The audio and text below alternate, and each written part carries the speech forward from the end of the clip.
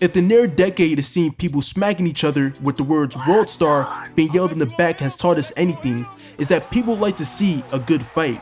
So when the God of High School anime dropped and basically said, fuck all that talking, how them hands looking, you can understand why people were hyping up this anime to the ends of the earth. And it's hard to blame them with how greatly produced this show is.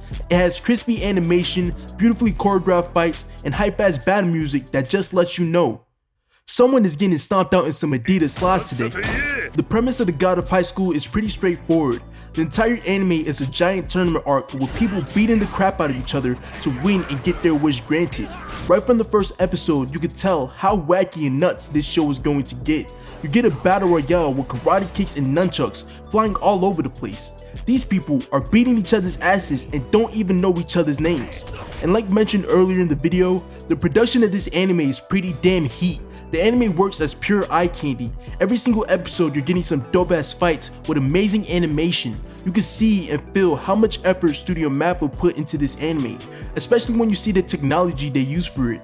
They had actual martial artists getting motion captured to create these fight scenes.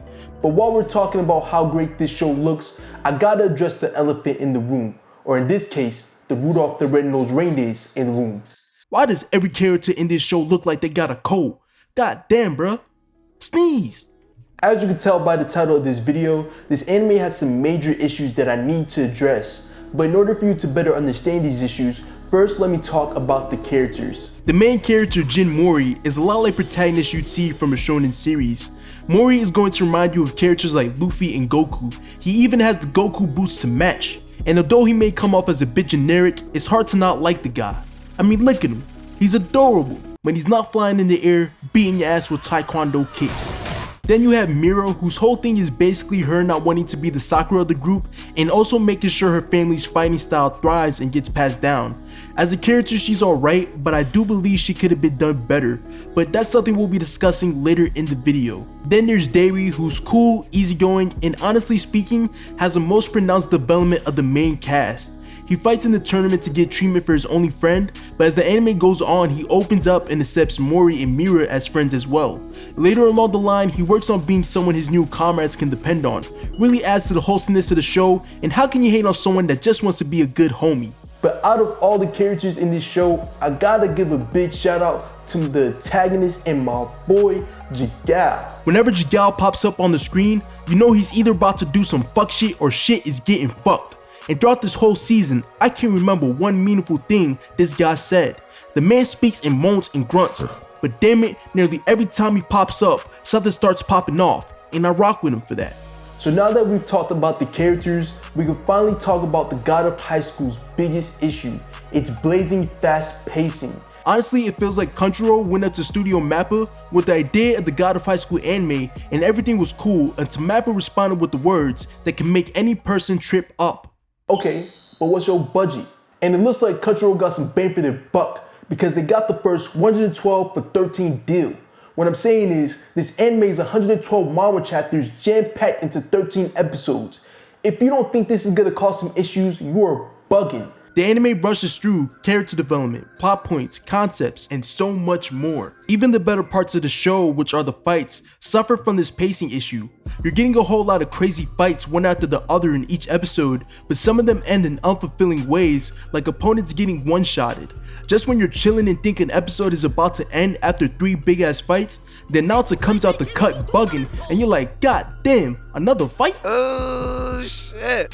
But I think the best example of how drawing this show's pacing can be is seen with the notorious episode 4. The episode starts with the gang hanging out, so you'd expect their relationship to be fleshed out this episode. No, instead, out of nowhere, literally nowhere, boom, a grown-ass man proposing to a teenage high school girl. What in the Epstein?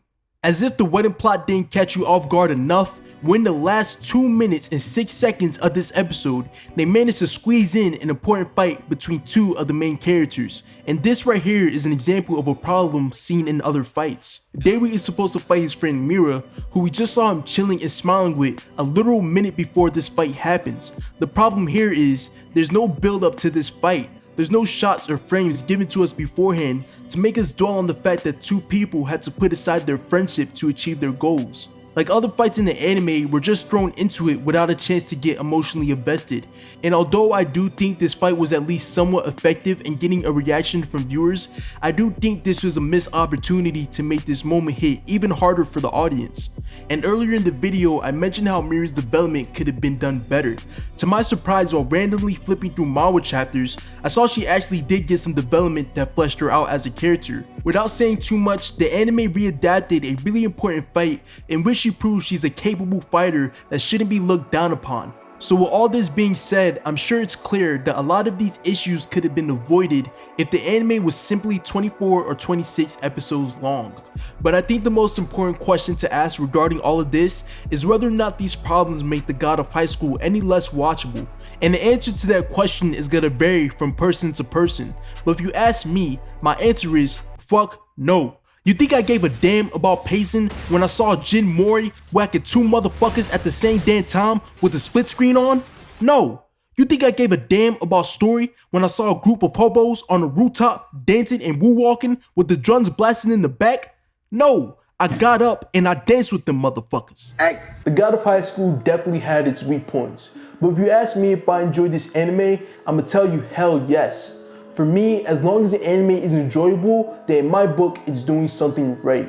But on that same note, I can understand if others need something more to get that same enjoyment. So with that said, the God of High School definitely isn't for everyone. But if you're someone that could watch an anime without thinking about the hows or the whys, then this is a pretty fun watch. But if you're looking for something more than just hype fights or cool moments, then simply put, this anime isn't for you. But that's all for this video. If you liked the video, remember to drop a like. Tell me what you think about the God of High School down below in the comments. And if you want to see more dope videos like this, then subscribe. But I'm about to, hey.